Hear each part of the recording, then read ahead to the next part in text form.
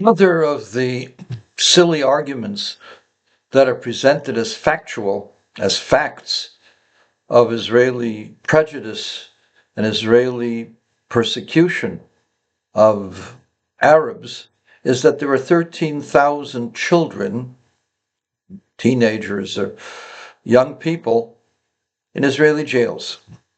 So you would think that they were arrested for jaywalking, or they were arrested for holding placards that we don't like you, go back to Poland. That's not exactly what happened.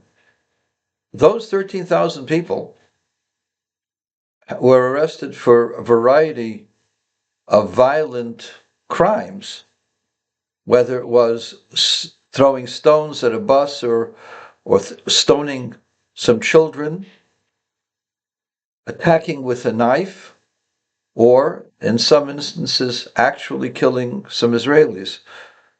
In Israel, there is no death sentence, and therefore the murderers of Jews will be fed 3 times a day and exist, I can't say a pleasant life, but exist in a much more pleasant life than what they've given to the people that they murdered. So those 13,000 are basically 13,000 thugs.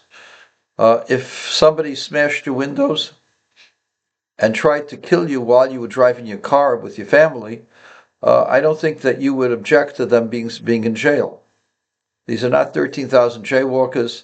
These are not 13,000 people who filched a tomato from a fruit stand.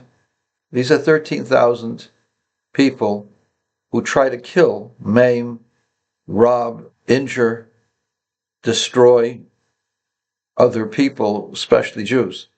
So this is Israelis. Sometimes they attack Israeli Arabs, Israeli Bedouins, Israeli Christians, other people. It doesn't make a difference.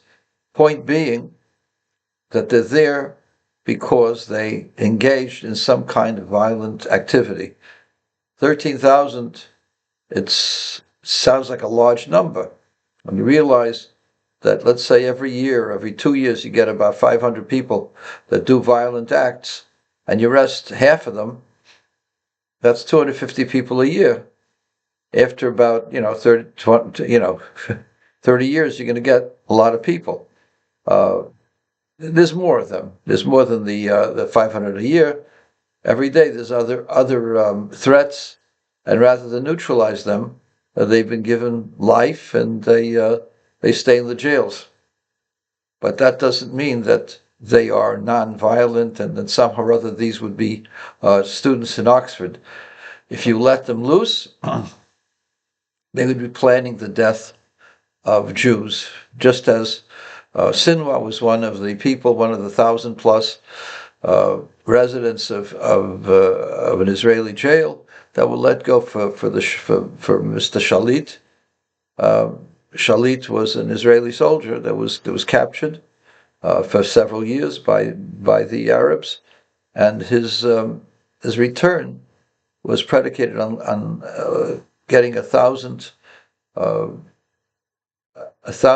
Arab prisoners out. And one of them was Yahya Sinwar. We see what happened with that. So these are not people that, if you let them out, would become paragons of virtue. These are the people that would be actively trying to destroy and subvert Israel's society, and you can't just let them out.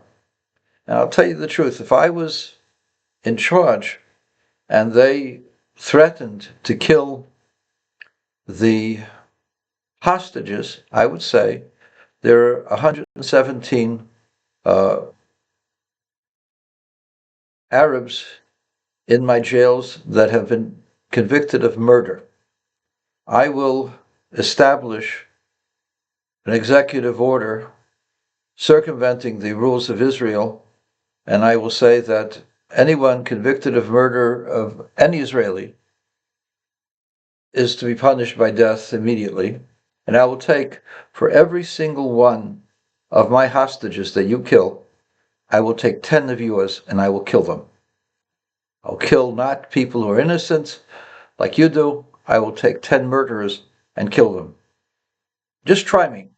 And I will take out 60, And I will say, if anything happens to any single hostage, these 60 are going to be the exchange for the 6 hostages that you just murdered.